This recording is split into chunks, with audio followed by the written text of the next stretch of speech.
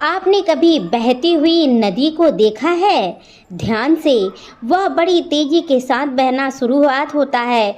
शुरुआत में उसका लक्ष्य सिर्फ अपनी मंजिल को प्राप्त करने का होता है, जो कि सागर होता है। रास्ते में हजारों बाधाएं आने पर भी वह लगातार बहती रहती है।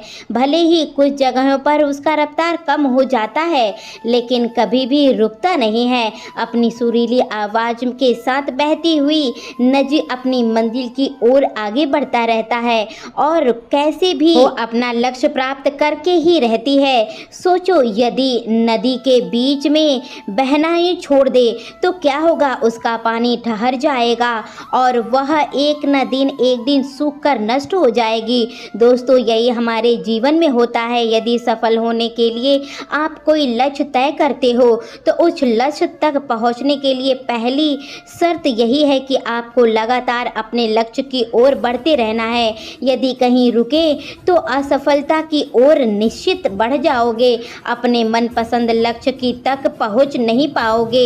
यदि आसान होता तो आज दुनिया में सभी लोग सफल होते। असफलता कभी नहीं आती। बहुत सारी बाधाएं आती हैं, हमारे सामने फैली हुई नजर आती है। वह बाधाएं हमें रोकने की पूरी कोशिश करते हैं। जो मन में होता है उनका कॉन्फिडेंस लेवल भी बहुत कम हो जाता है। वह इन परेशानियों के आगे झुक जाता है और असफल को स्वीकार कर लेता है और बाद में अपने भाग्य को कोसता है। लेकिन आप ऐसे वीर लोग इन परेशानियों को सीना तान कर सामना करते हैं। भले ही लक्ष्य तक ना पहुंच पाएं, गति धीमी हो जाए, लेकिन रुकते कभी नहीं है। और जो रुकते नहीं हैं वही अपनी मंजिल तक पहुंच सकते हैं। कभी भी वो असफल नहीं होंगे।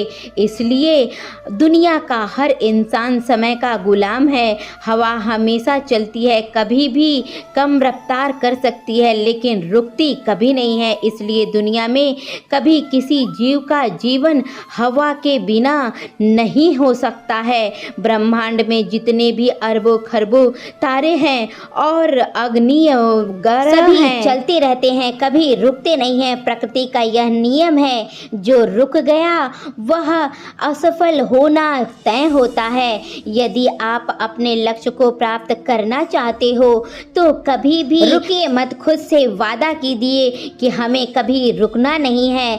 श्री कृष्ण जी यही कहते हैं, परिवर्तन जीवन का एक महत्वपूर्ण हिस्सा है। यह वह विकास की प्रगति को संकेत करता है। जब हम परिवर्तन को अपने जीवन में लाते हैं, उससे नई सीख लाते हैं। परिवर्तन ही हमारे जीवन की चुनौती होती है, जिसका सामना कर कर हमें अच्छे अवसर मिलता है, हमें मजबूती मिलती है। मजबूती का सामना कर कर हम खड़े रहते हैं और अपने कार्य को हमेशा निखारते हैं। परिवर्तन का आप स्वागत कीजिए। जिंदगी को बेहतर बना सकते हैं और यह स्थिति सफल हो सकता है। इस परिवर्तन को अपनाइए और अपने जीवन को सकारात्मक दिशा में बढ़ाइए। श्री कृष्ण जी कहते हैं, सपनों का पीछा करना हमारे जीवन का एक महत्वपूर्ण हिस्सा है। सपने हमें प्रेरणा देती हैं और हमारे लक्ष्य तक पहुंचने के लिए हमें ऊर्जा देती हैं। लेकिन सपनों का साकार करने के लिए हमें सही मार्गदर्शन और दृढ़ संकल्प आवश्यक लेना होता है। सबसे पहले अपने सपनों को स्पष्ट रूप से परिभाषित करें। यह जानना बहुत ज़रूरी होता है कि आप चाहते क्या हैं।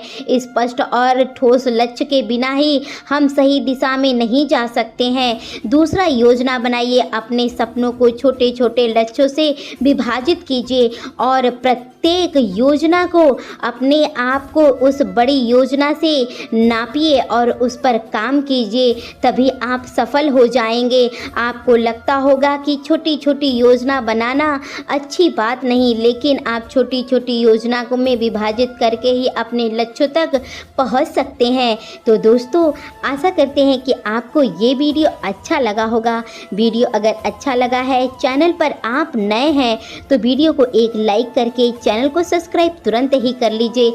मिलते हैं इसी तरीके की अगली वीडियो में। तब तक के लिए जय श्री कृष्णा, राधे राधे दोस्तों।